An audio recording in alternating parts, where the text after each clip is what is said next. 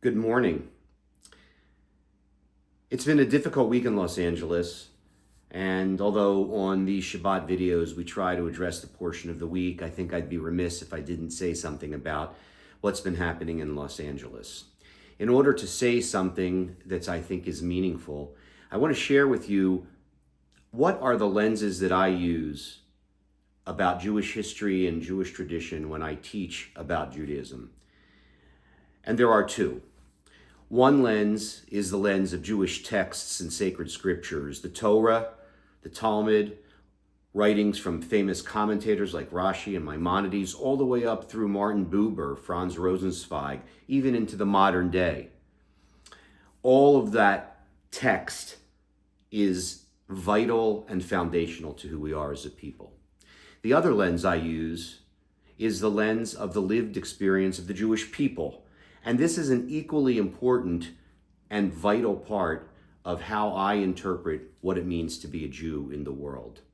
And in fact, the reality is, at least in my opinion, that there is no Jewish text, there is no Jewish writing, there is no Jewish law that exists outside of the lived experience of the Jewish people. So, given all of that, here's what I offer to you about recent events this week in Los Angeles. First of all, the Jewish tradition, as I've just described it to you, clearly teaches that it is incumbent upon Jews to treat every individual with dignity. And that includes individuals we don't agree with, individuals we don't like, individuals that have harmed us, individuals we would call criminals. We are required to treat every human being with dignity. That is almost it is a requirement of what it means to be a Jew.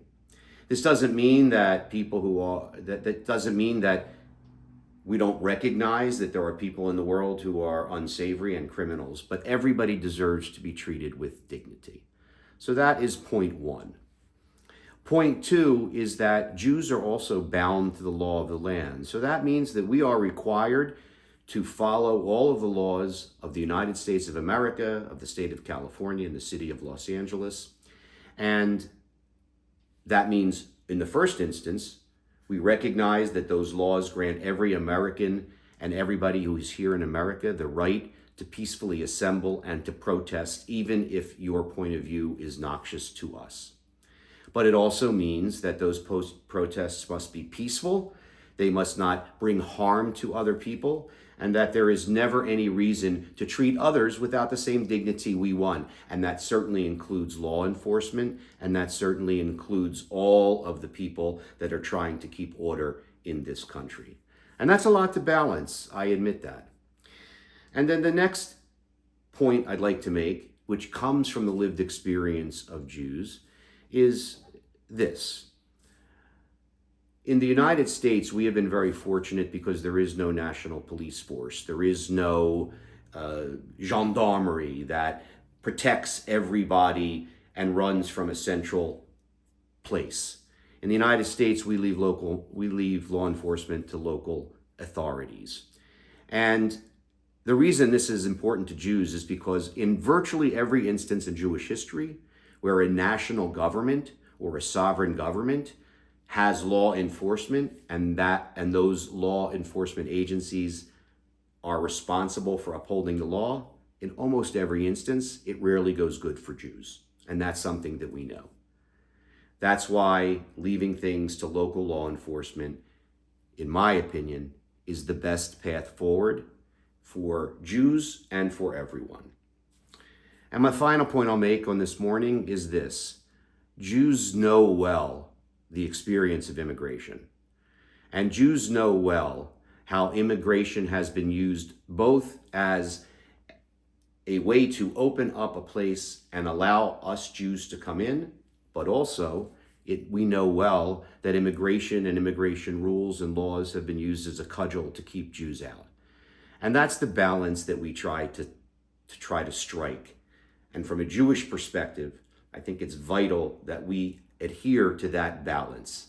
We have to recognize that there are people who want to come to this country, and we have to recognize they should be treated in a certain way. And we have to recognize both the wonders of the benefits of immigration that have benefited the Jewish people and the way in which immigration laws and rules have been used as a cudgel against Jews to keep Jews out. Now, of course, nobody would suggest that we want unsavory people, criminals, to come into this country. They absolutely shouldn't. And nobody suggests that we want to do anything that would damage our country. However, we also know that very often Jews have been the target of allegations such as we're not letting you into a country because you represent a criminal element. This has been a common theme in Jewish history. It's a lot to balance.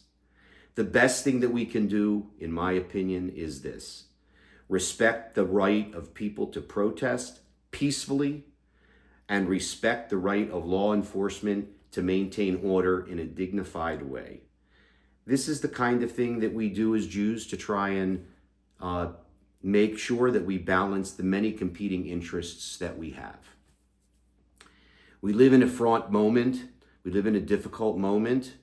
And we are fortunate as Jews that we have a rich tapestry of text and lived experience to draw upon to try and interpret the world around us.